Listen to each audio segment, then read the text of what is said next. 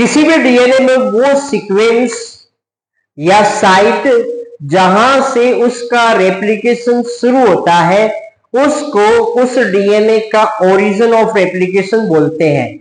जैसे मान लीजिए आपके पास एक डीएनए है और इस डीएनए का रेप्लिकेशन इस पॉइंट से शुरू होता है, तो ये पॉइंट या यहां पर जो न्यूक्लियोटाइड की सीक्वेंस थी जहां से रेप्लिकेशन शुरू हुआ और इतने बड़े डीएनए सेगमेंट का रेप्लिकेशन हो गया, तो जहां से जिस पॉइंट से ये शुरू हुआ था उस पॉइंट उस सीक्वेंस को आप ओरिजिन ऑफ रेप्लिकेशन बोलते हैं।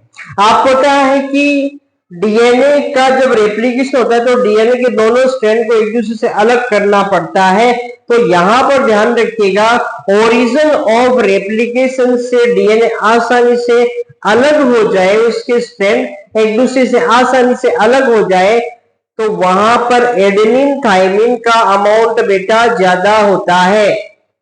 एडेनिन थाइमिन के बीच में दो हाइड्रोजन बॉन्ड ही होते हैं, तो उसको तोड़ने में ज्यादा जोर नहीं होता और डीएनए आसानी से अनवाइंड होता है।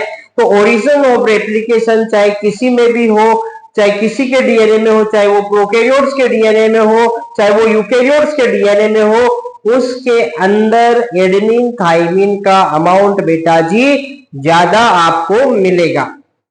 ठीक है, एक ओरिजिन ऑफ रेप्लिकेशन से जितने बड़े डीएनए सेगमेंट का रेप्लिकेशन हो जाता है, जैसे यहां पर एक ओरिजिन ऑफ रेप्लिकेशन था और उससे इस पूरे के पूरे डीएनए सेगमेंट का रेप्लिकेशन हुआ है, तो इस पूरे डीएनए सेगमेंट को जिसका रेप्लिकेशन हुआ है एक ओआरआई साइट से, इस पूरे के पूरे डीएनए को अपन रेप्लिकॉन बोलेंगे, एक रेप्लिकॉन बोलेंगे।